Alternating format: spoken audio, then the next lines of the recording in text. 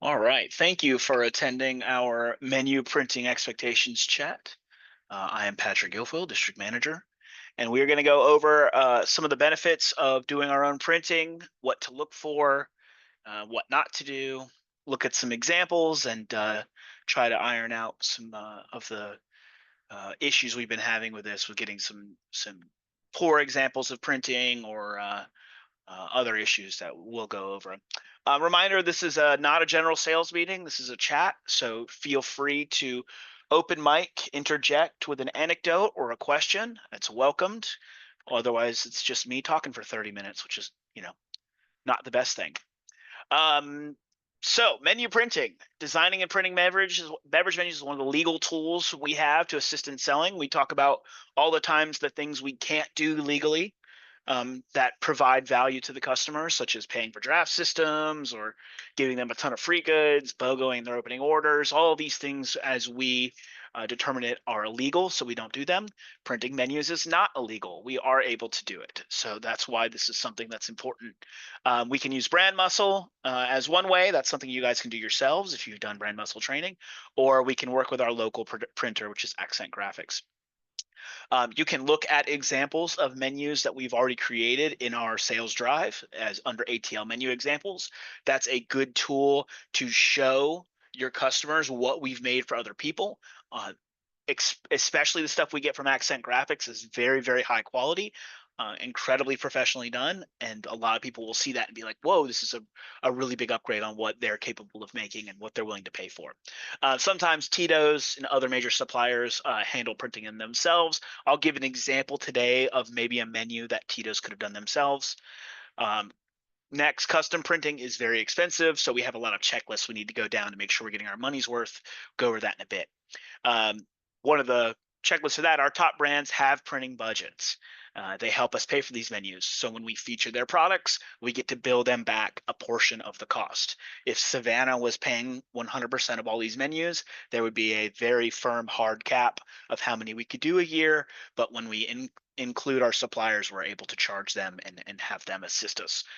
Obviously, that's very important. A major note here, we do not pen a check to the account for their printing costs. We don't go to somebody and say, we're happy to cover the cost of your menu and let them do it. And then we just write them a check for $600. Obviously, that's not something we're ever going to do. We only cover the printing costs when we facilitate the printing with our partners, when we handle it. Let's go into some requirements, goals, frequently asked questions. When you do have a printing an ask for printing, always include a manager, your district manager, an on-premise manager, either Mike Glover, Jason Walton, or myself, a category manager, spirits, beer, wine, somebody to assist you. There are a lot of reasons for that we'll go into, but management needs to be involved to make sure we're checking all the boxes, we're hitting the checklists. We need to include our top brands. We can go down the list of what those are, but generally you guys are going to know this stuff. The top brands and top menu positions, for example, Tito's likes to be at the top of the menu. This is something we've surveyed for many, many years. It's something you all know. So when we write a cocktail list, we want Tito's handmade vodka in the top spot. And if we do that, Tito's is willing to pay for a portion of that menu, which is very helpful. It is okay to include some competitive products. Some of your restaurants will say, hey, this is a brand I really like to work with. This is a cocktail that's very popular. We want to keep that cocktail on the menu. We want to include that brand, even if you're printing it. Generally, that's okay in limited numbers, so show examples. But we still want to have that menu look like we wrote it, not one of our competitors made it, and we just added a couple brands. We want more of our products featured than our competitors. Completely taking over a section is obviously fantastic, but we don't want to do that at the expense of other sections. For example, we'll show one later where we have the entire cocktail list, but we have no wine. That would be an example of, hey guys, it's awesome to have the whole cocktail list, but not at the expense of another section. Following up on that, placements in all printed categories. You want cocktail list placements with top brands. You want draft and package placements with top brand. We want to get wine. We want to get sake if it's an Asian restaurant. You want to get soju if it's Japanese or a Korean restaurant, etc.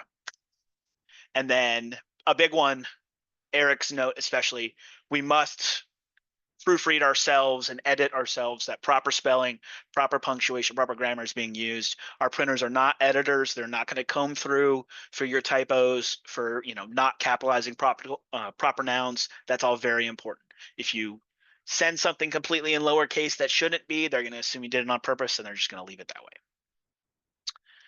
Cool. All right, what to look for? What type of accounts are we approaching for menu printing? This is a tool that we can use to gain more business. So what should you be looking for? Any restaurant you walk into and they obviously need printing or graphic design assistance. A menu that's on an 8x11, typed out, printed in Word, is a very good example of one saying, hey, we can do a much, much better job at this. We can professionally design this for you. Here's an example in our drive of all these menus we've created in the past. We can make your cocktail list look like this.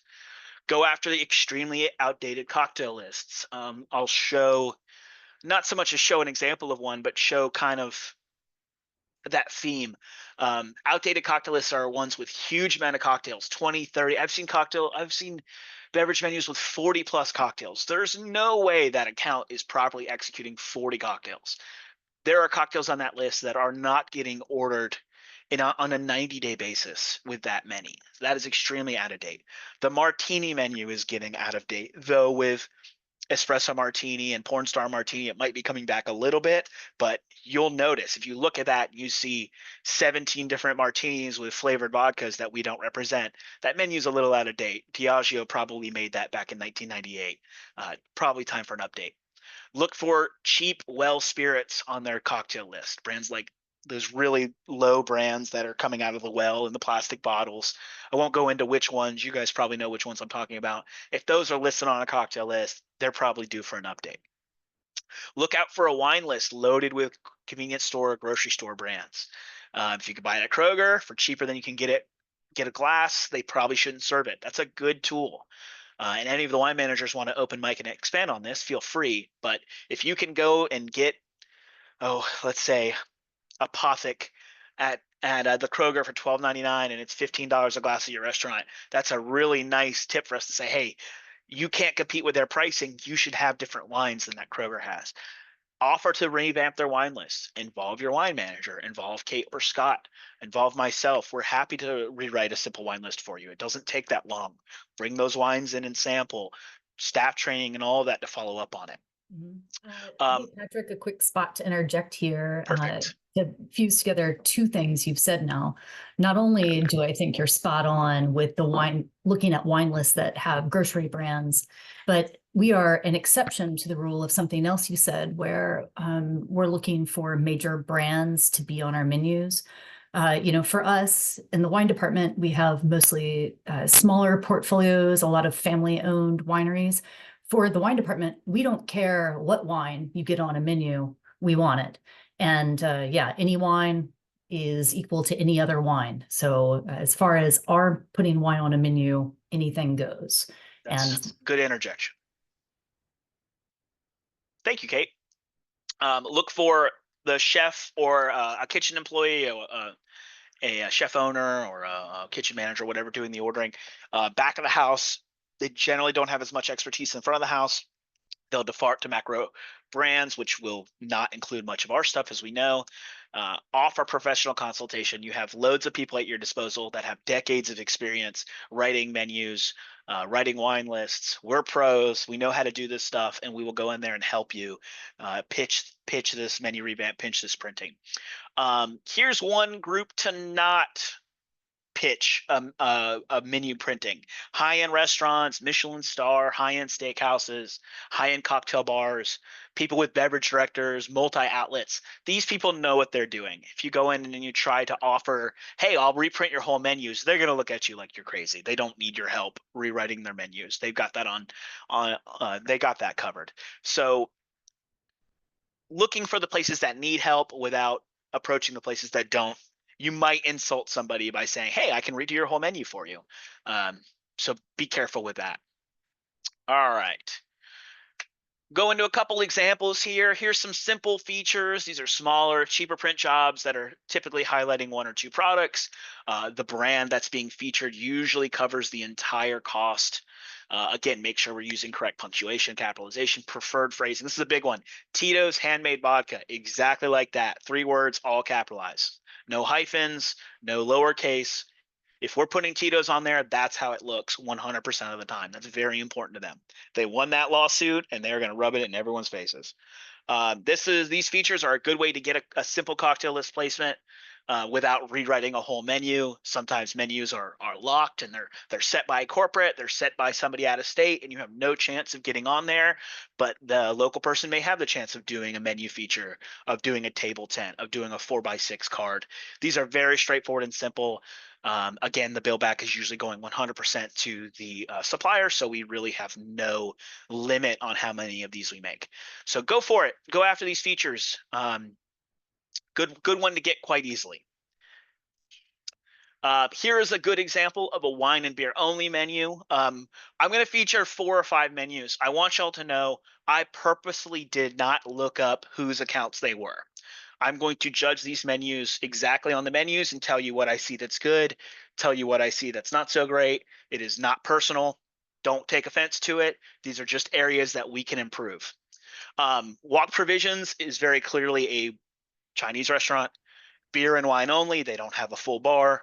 So their purchasing is going to be very limited. A lot of times these little mom and pop Asian restaurants are quite difficult to get into because we don't represent much macro Asian beer.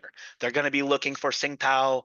It's a Thai restaurant. They're probably going to be looking for Tiger or Chang. If it's a simple sushi restaurant, Sapporo. Though Japanese, obviously, we have an incredible sake book, so it's a little bit easier for us there.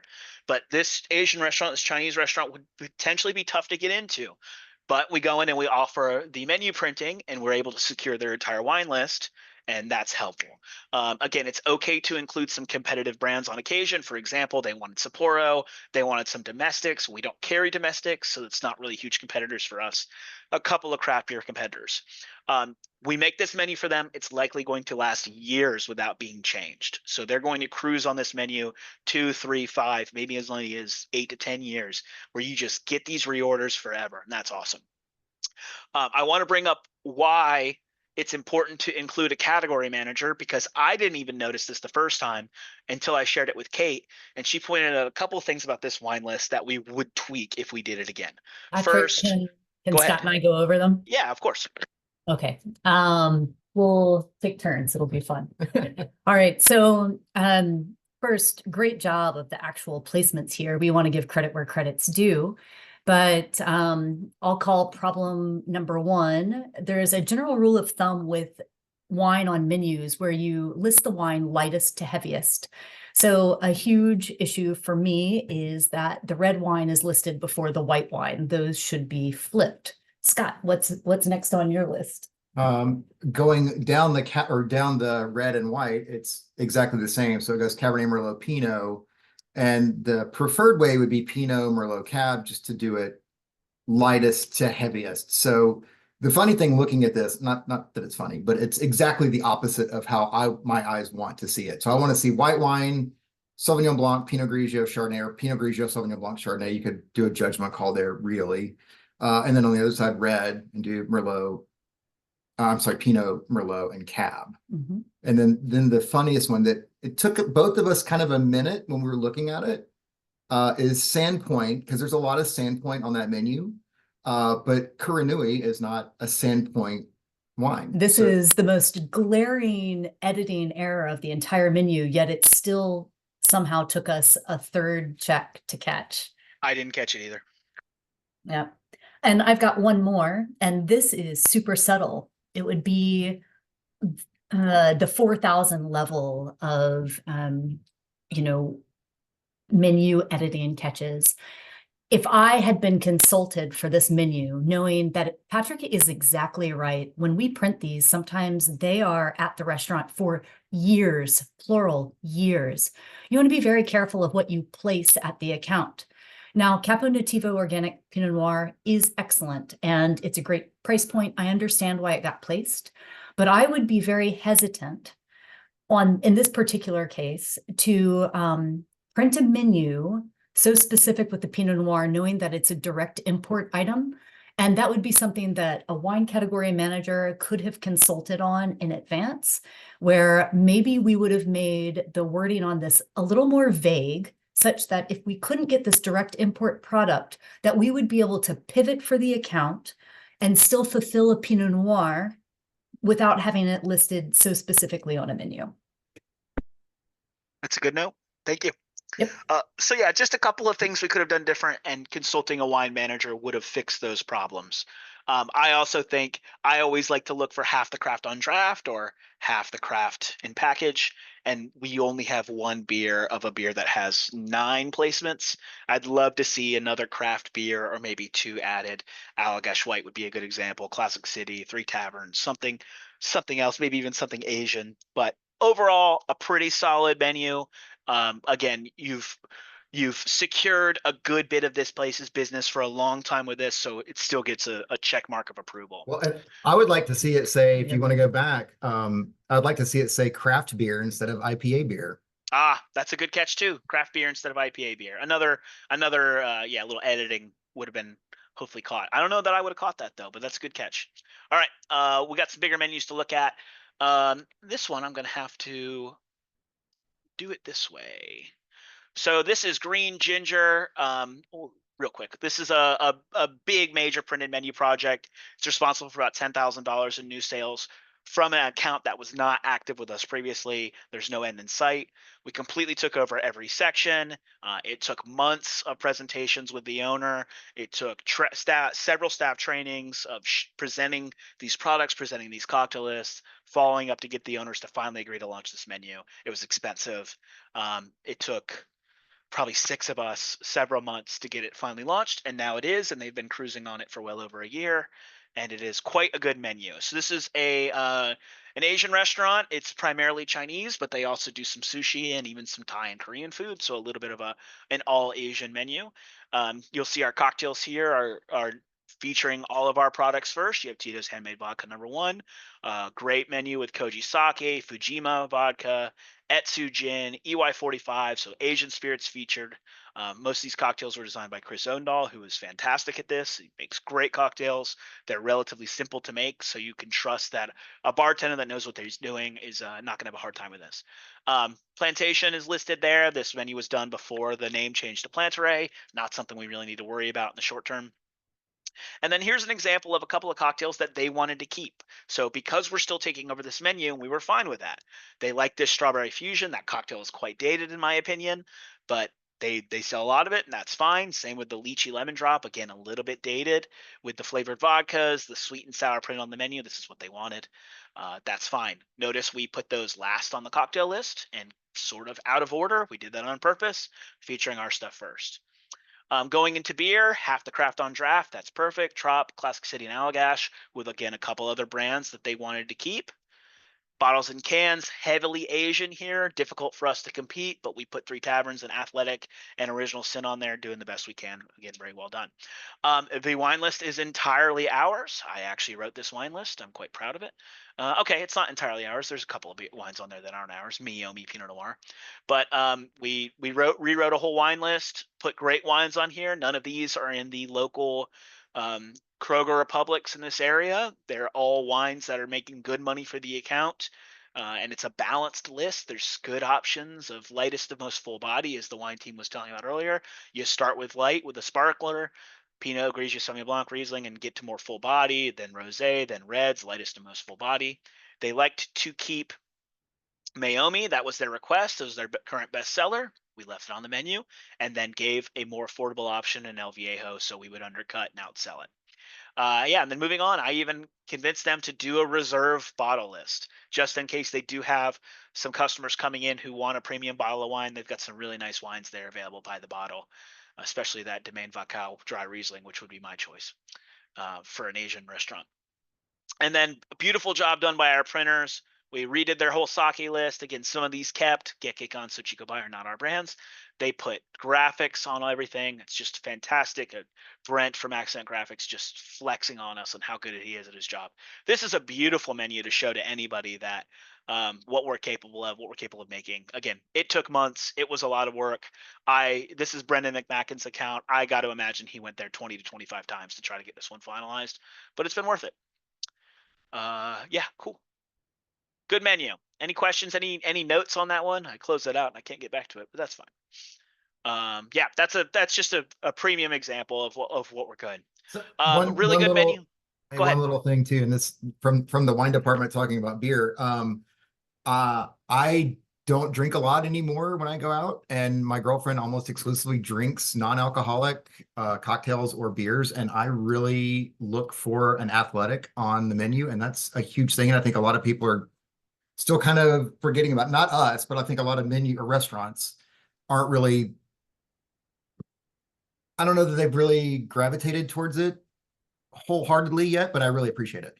Patrick, would you speak to something that I feel certain you generally know is true, where a lot of restaurants for a while weren't putting NAs on the menu, even though they had NAs. Yeah. Have you seen a turnaround in this, and how are you working this into menu production? When it comes to like an NA beer, I basically tell everybody that if we're doing you need to have an NA beer on your list. Many people are doing mocktail lists or NA cocktails. NA wines are becoming more popular, but I guess it's a little bit territory or city or even account specific of who wants to do that. But in general, any of your accounts on premise, you should be pitching an NA beer. NA beer is a size. I mean, if you know from your stores, guys, NA beer is a sizable portion of the business now. If they don't have one listed, they are making a mistake. Very, very simple. It's a top brand for us, and it is worth pitching at every account. Moving right along, I don't want to Patrick, keep real you quick guys. here. Yep. Hey, this is Brendan. Just wanted to say, first of all, thanks for that menu. It was amazing. And I was in that account probably 25, 35 times. Here's the point. 2 months after that menu was put in that restaurant, the restaurant was sold and they still have the same menu. So, yeah. to your Somebody point, else coming in could have completely switched things up, and they didn't because we already had that locked up. They didn't. And the guy that we worked with, his name's Peter. I'm sure you remember him. He didn't even tell me he was selling that restaurant. He just sold the restaurant, and the same family that bought it, they still have the same exact menu. So to your point, that does work. It lasts for a long time. Thank you, Brendan. All right, I got 4 more menus, so I'm going to start breezing through them. Here's a really good menu I saw. I did not look up who this is on purpose, so I could be objective in talking about it. But this was in our drive, La Cubana. We've got great top brands listed: Tito's, Plantaray, so it's up to date. Bardstown in a Cuban old fashioned. I love that. Really, really well done. Specialty beers, you can see we have 4 of the 6 beers. They wanted to keep the other 2. That's perfectly fine. The cocktails are thematic for a Cuban restaurant. You have daiquiris featured. You have mojitos featured. Very, very well done. It's a beautiful menu, and would not be surprised if Jason or Chris did the cocktails here. They look great. No wine list here, or at least not one we printed. Maybe the restaurant isn't carrying wine. Maybe that's not important to them or not one of their best sellers. That's the only thing that's keeping it from being just an outstanding menu. But what we've done here is very, very good. This is an excellent example of a relatively straightforward beverage program that's easy to execute, that's beautifully well designed, and we have a ton of products there. I bet if I looked up some sales data, we'd be moving all these pretty well. So whoever created this menu, or whichever manager consulted on it, that is very nicely done. We will go to a good example next. This is TPH. I believe it's the Public House, but again, I did not look up who it is. We've got a outstanding cocktail list here. You'll notice multiple of our brands in the base cocktails, multiple of our modifiers here. It's a little bit of an older menu. We don't carry Frankly Organic vodka anymore. It's been probably a little over a year. So this is probably an early 2023 menu if I had to guess. But really well done. One red flag here: Tito's vodka. It needs to say Tito's handmade vodka, especially if we're printing it. I wouldn't be a stickler on capitalization here because everything is lowercase, but that would be something I noticed. Old fashions, it's a little tough. There's a lot of other big bourbon brands that tend to beat us up in the cocktail list space. You know, we have Four Roses represented here. We have Buffalo Trace. That's not a surprise, but also Don Cosme and a tequila old fashioned, also Old Soul rye whiskey. Really, really well done. So great cocktail list.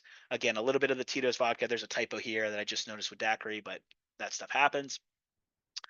Really well done. Why is this just a good menu though? Well, I like to look for half the craft on draft. We have 2 draft lines of 6 here. That's fine. It's close. Love to see creature comforts there. And again, in package, we have 2 or 3, I believe. A little bit lower there, but that's not bad if that's what they insisted on. I guess I could live with that. Long drink is here in the other category. It's a good spot for it to be. That's solid.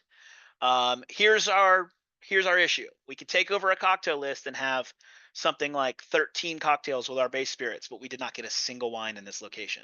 Use this printing as a choice to get some wines in. There are a And lot of grocery store brands here. There's Bogle, there's Danzante, there's a Clos de Bois. There's a lot of stuff that's in the Kroger and Publix nearby. We could and have. who cares, even if it's at Kroger, even if it wasn't a Kroger, some of those just suck, and you can do them a favor by getting Yeah. crappy wines off their menu. All right, So. I'm done. So yeah, if we're gonna take the time and write this beautiful cocktail list with them, we could take an extra 1 appointment and get a couple of wines BTG. But otherwise, still a check mark on the cocktail list here. Just something for you guys to look forward to the future. If you're gonna take over a cocktail list, we're gonna do well on beer and draft beer. Let's also take care of that wine category and not let our competitors, United Empire, whoever else here, just run amok on us. Other than that, solid though, good menu. Still something I would be happy to print.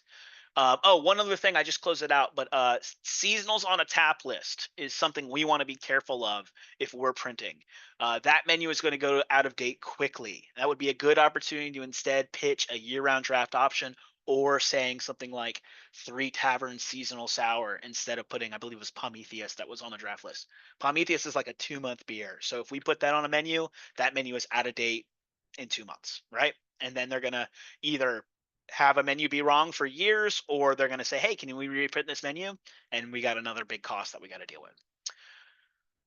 All right, we'll do this one right here. This is Sam's on Main. This is a could be better menu. Let's look at why. If we start on this menu, it takes us a minute to find a cocktail list that's ours. I see Bullet, I see Bombay, I see Lo Ciento Tequila, Don Julio, Patron, Jameson, Jim Beam, Bacardi, Patron. Still haven't seen one of our cocktails. Grey Goose. Okay, there's Clase Azul Tequila. All right, that's a $40 Clase Azul Tequila margarita on the cocktail list. Is pretty cool. I like that a lot. That's a really solid placement. And then if we scroll, then we start to get to our Tito's. And you could see Tito's handmade vodka is printed on all of these. That's solid. This would be a very good way for us to say, hey, we're thrilled that you're putting Clase Azul on the cocktail list. We're thrilled that Tito's has a bunch of your martinis, a bunch of your classic cocktails in your mules. It would be awesome, though, if we could maybe get a gin, like Merle's Row, Cazadores Tequila, a Plantaray. Is there any way I can approach you about some of these before we go to print? If that's firmly no, and they say nope, run it like this is, or we'll get somebody else, I would probably still make this menu. But again, this would be an opportunity to expand, try to get some of these other top brands that we have in other categories. Certainly, they're not as well as known as Tito's, but they're still great sellers and they're great in a cocktail list. Yeah, brunch cocktails. We could use a brunch cocktail here, but I guess the choice of Tito's down here is solid. Yeah, again, not bad. I'd still print this menu. I would love to see it as an opportunity to add some of our other top brands. And one other little red flag here. There's no wine. I don't know if there's a wine list at this place. I assume there is. This would have been a good chance to add to that. There's no beer. I assume this place sells beer. This would have been a good opportunity to add to a beer list. So a couple of just little examples there of things we could have done better. And then let's do one I would not approve. Now, this is a menu that I'm actually currently working on. This is a rough draft menu, so this isn't one we are going to send to print, but this would be an example of a menu that we need to redo. First things first, we have capitalization arrows. This is not how we phrase Tito's handmade vodka. That's handmade as one word and it's all capitalized. So that right away is a remix. Next, again, other than Tito's, we're not seeing any cocktail placements on their main brand. Malibu, Bacardi, Hennessy. None of these are ours. Grey Goose. Over to the margarita menu. 1800 Patron. Not a single beer on the bottle or draft list. We need to use our printing budget to grow this brand. We don't see our stuff until, we don't see our stuff until we get into the specials menu with the rum punch, the vodka, the tequila punch, and then a couple of beers. Those need to be capitalized, they need to be priced, and they need to also be included on the margaritas or the beer menu. So we took this menu and said, hey, this is a rough draft. Let's take it back to the owner and the decision maker and say, hey, here's a couple things we need to do. We need to add some beer on your draft list. I'd really love to see Cazadores make this margaritas menu. I'd really love to see one or two things on this cocktail list that isn't just Tito's. Add something to that, and then tell me your pricing on your specials, because I don't want a special to not have pricing on it. So this was one we need to go back and get fixed before we finalize and cover that printing cost, because I don't think Tito's would give us the bill back on this. I don't think Cazadores would give us the bill back on this. So that's a good example of why we include a category manager, just so we know that we can keep going. Cool, we're right here at the limit. I sure do know how to chew up 30 minutes. So in conclusion, menu printing is a huge sales asset for us. Take over these menus and have them forever. Find your example menus in the drive folder and use them and show them to people so they could see what we're capable of. You must ask for help with a DM, an on-premise manager, a category manager. Your spelling, punctuation, capitalization, and pricing need to be included. Always try to include your top brands because they help pay for the menus. We want representation in every category. Use the printing to gain placements. We talked about that a lot. They shouldn't look like our competitors have made them. They should look like we made them. And we cover costs when we make the menu. We won't pay for menus that they are making themselves. Lastly, ask for help. Does anybody have any questions or any anecdotes they'd like to add to that? Hey, Patrick, just want to add one thing in. When it comes to the on-premise chain accounts, I know you talked about the menus a little bit and the features. The Taco Max, the Marlowe's, La Pria's of the world. Features are definitely an option. We want to encourage that. Just get with the on-premise team if you do execute one. A lot of times we just have to get it approved by their regional director or their corporate side of things. But definitely want to encourage you to go after features. Even more importantly, if you think or something that would work on the permanent menu, again, just get it back to us. We meet with those folks sometimes monthly, sometimes quarterly, sometimes yearly. And we're happy to take all those ideas when it comes to beer, spirits, wine, NAs, on any of those things to go after those menus. A lot of times those menus come from out of state, but there's also cases where they're regional and we're able to make those decisions locally. So, but Patrick, thanks so much for leading on this. Kate and Scott, thanks for the insight on the wine side. It was very informational and I learned a lot as well. So thank you all for doing it. Again, we're here to help. This is an excellent tool. Obviously, we work all day, every day to get more placements at more restaurants when we're working on premise. This is a tool that could potentially just come in and write a menu for you and take over. You saw several examples. So this is a high value option that we have to us. So when it's being made available, when someone wants menu printing help, it's a big deal. Go after it, ask for help, and yeah, I guess finish out your Mondays. Thank you for attending. I appreciate it. I'll put the VOD up on YouTube here soon, and y'all have a good night. Go ahead and end it. Hey, Mike.